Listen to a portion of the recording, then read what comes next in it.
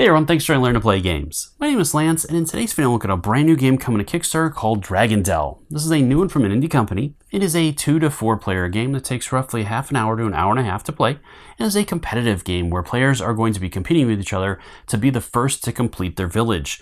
And in order for players to do this, each player is going to be building up their village throughout rounds. Each time adding, hopefully, as they defeat waves of dragons. Each time they defeat a wave of dragons, they're going to get to add a new villager or warrior, depending upon which wave that is. And throughout that, they're also going to be seeking help from dragons and building up their magic to blast the waves of enemy dragons away. The player that is able to complete their 7th wave first will be the winner of the game. So in this video, I'm going to take you through showing you the main features of the game, and then show you a sample turn to give you a better idea how this one plays. As always, if you find my videos helpful, if you like what I do, please consider that like button and subscribe to my channel. It's one of the easiest ways you can support channels like mine so we continue to grow and be able to produce this content. If you want to get notified any time I drop new videos, also give that notification bell a ring, and that'll let you know when I drop new stuff. Now, I do want to point out before getting into the video that all the materials you see here are prototype materials and are subject to change, and will look a lot better in the final production copy of the game. So let's go ahead and head to the table, and we'll see what this one's all about. I want to start by going over the goal of the game, which is going to be defeating the 6 waves of dragons. And there's going to be a quick reference card that's going to give you all the information for that, how to set up each wave, and the rewards you'll receive for that, as well as what kind of villagers and warriors you should have at the end of each wave before starting a new one.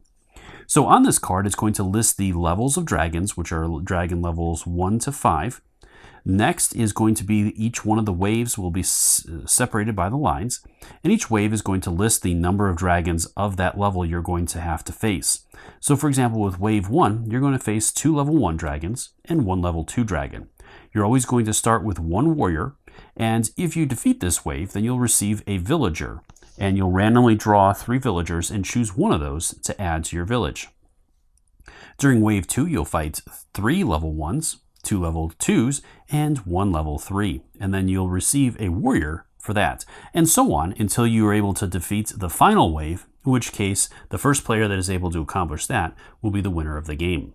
The next thing I want to cover are the warriors and villagers. So as you just saw, as you defeat the different waves, you're going to get to add new warriors and villagers to your village.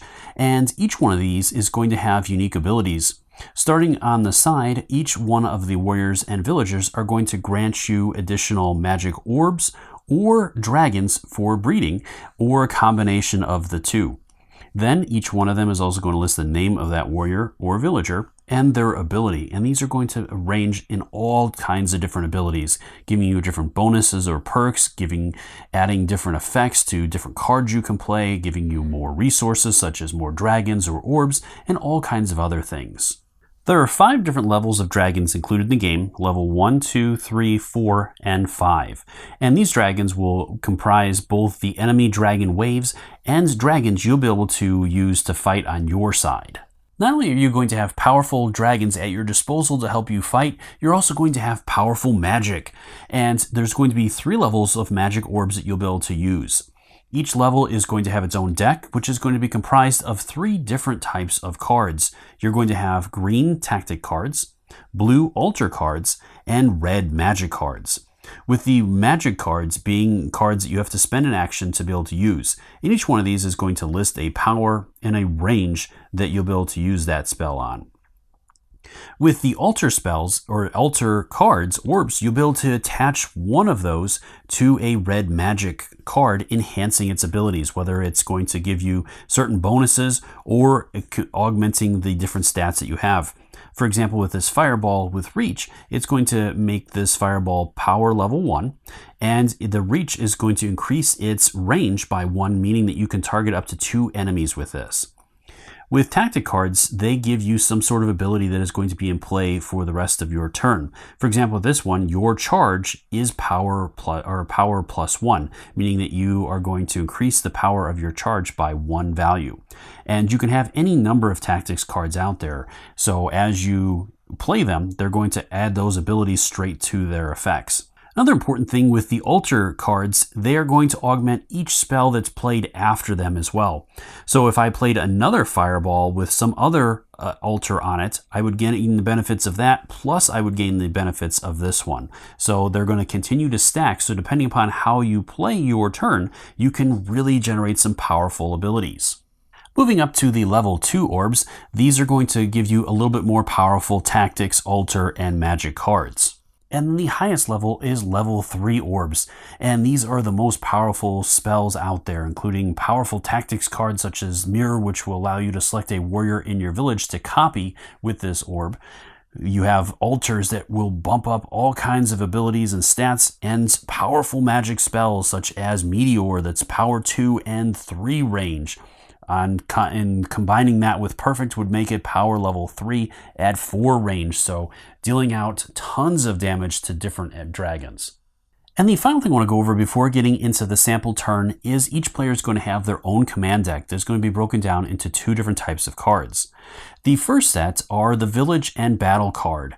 And during command phase, each player is going to independently choose whether that player is going to stay at the village, skipping their battle phase, or participating in the battle, trying to defeat the current wave of dragons that that particular player is facing. Next, each player is also going to assign follow cards to some of their dragons, and they can also choose to send some of their dragons to fight other players and add those dragons to that player's wave. And each player is going to have a number of cards here based on the number of opponents that player is playing. So if you're only playing with one opponent, you only have one of these cards.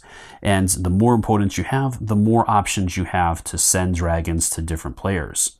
And the final thing I want to do is show you a sample player turn. Now, before getting into that, I do want to point out that I'm just going to show you a single player turn, as a number of the phases are going to be done simultaneously by all the players.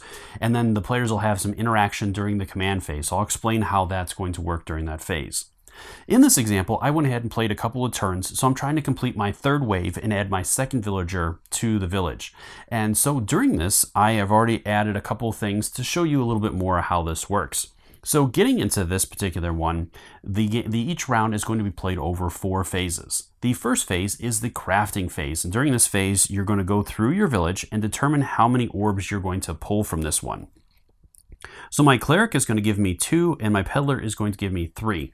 So I'm going to gain 5 level 1 spells, 2, 3, 4, 5. And then I'm going to make a market of level 2 and level 3 spells, or orbs.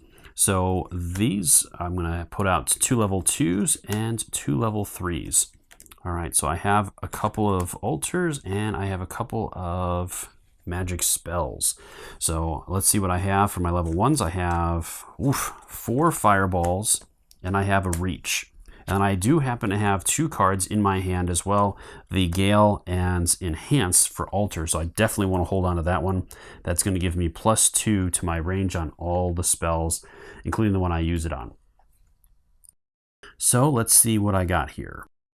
Basically with this, I have a number, I have level 1s that I can trade in 2 level 1s for level 2 or 3 for level 3, or I can combine them with level 2s to get different ones if I need to as well.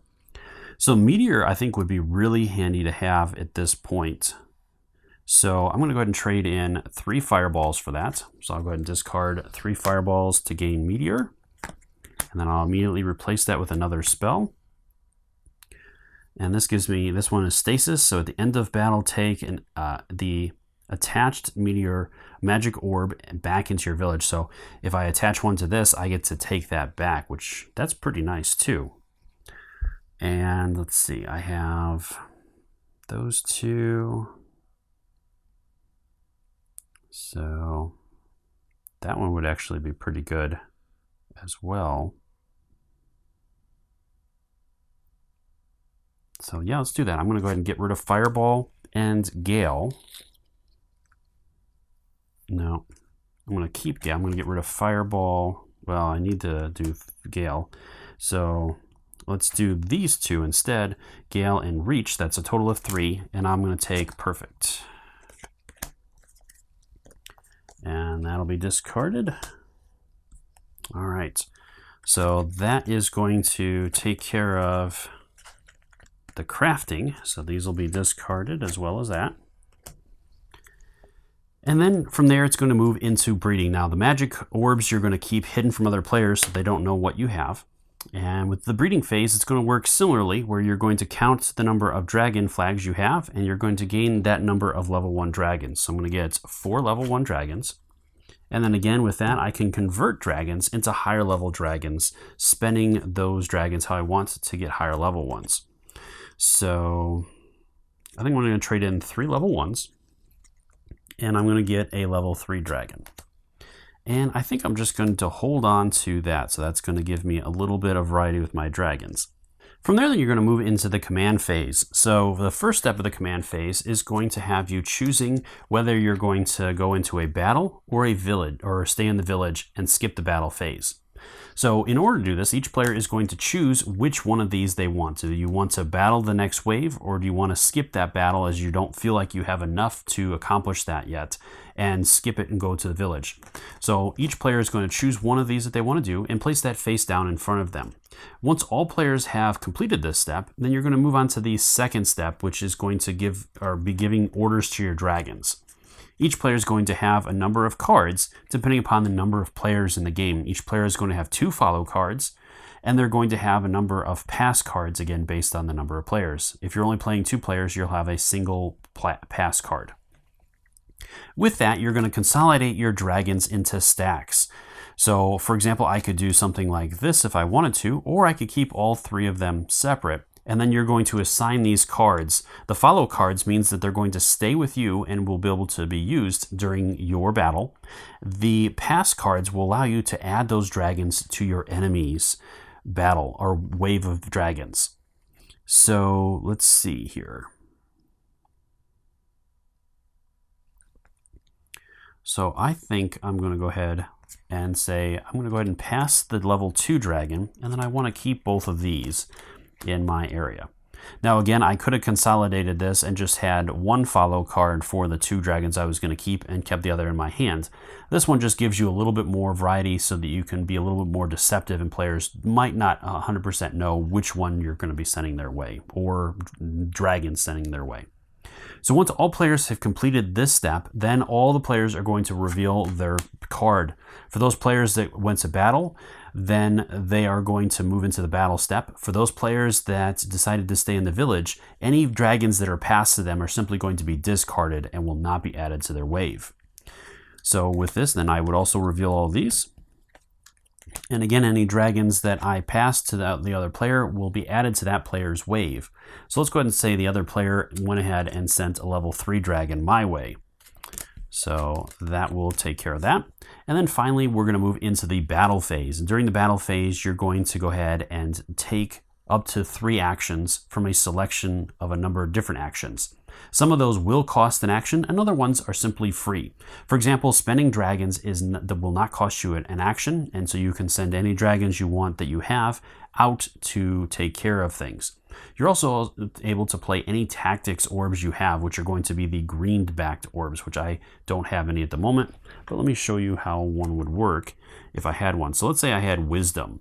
So this one says that I can take an additional action during this turn. And these will be set off to the side, and you'll be able to use all of them that you place out. Now keep in mind, most cards are going to be single use only, so once you use them, they're going to be discarded after this phase back to the supply. All right, so let's get into my turn. So I am going to go ahead and start. I have to defeat all of the dragons in front of me. So I think I'm going to start with, I'm going to go ahead and go with Meteor. So Meteor is going to be a magic spell, so that's going to cost me one of my 3 actions. And I'm also going to augment it with the Altar, which is going to boost the power of this spell and any spell I cast after it.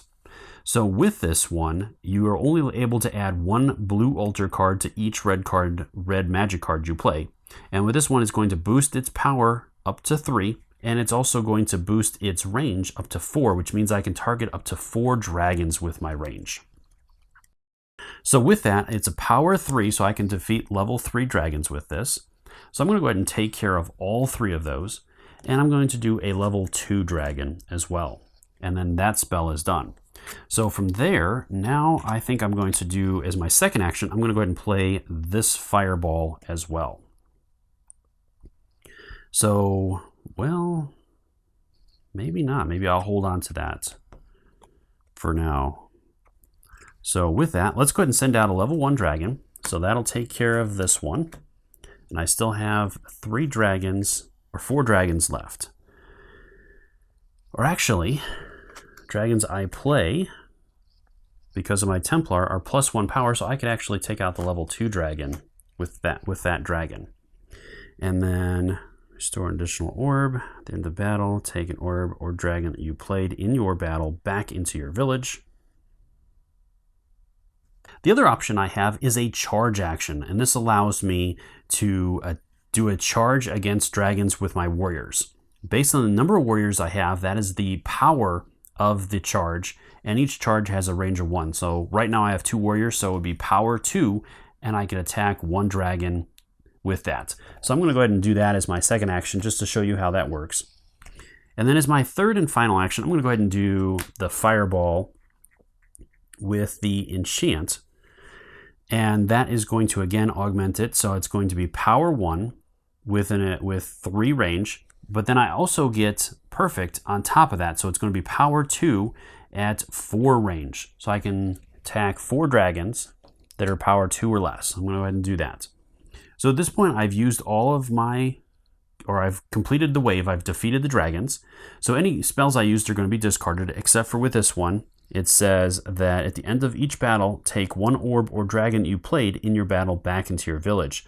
So I'm going to go ahead and take, I think I'm going to take Perfect back. That is a really nice spell, or altar.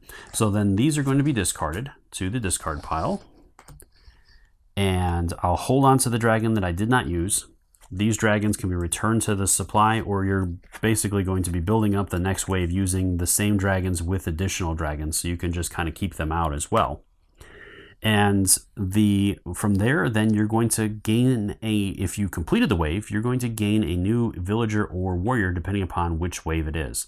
So I was able to complete wave 3, so I'm going to gain another villager. So that'll let me draw 3 villagers, looking at those and choosing 1 to add. So let's go ahead and say that I would like the miner for this one. So I'll add him.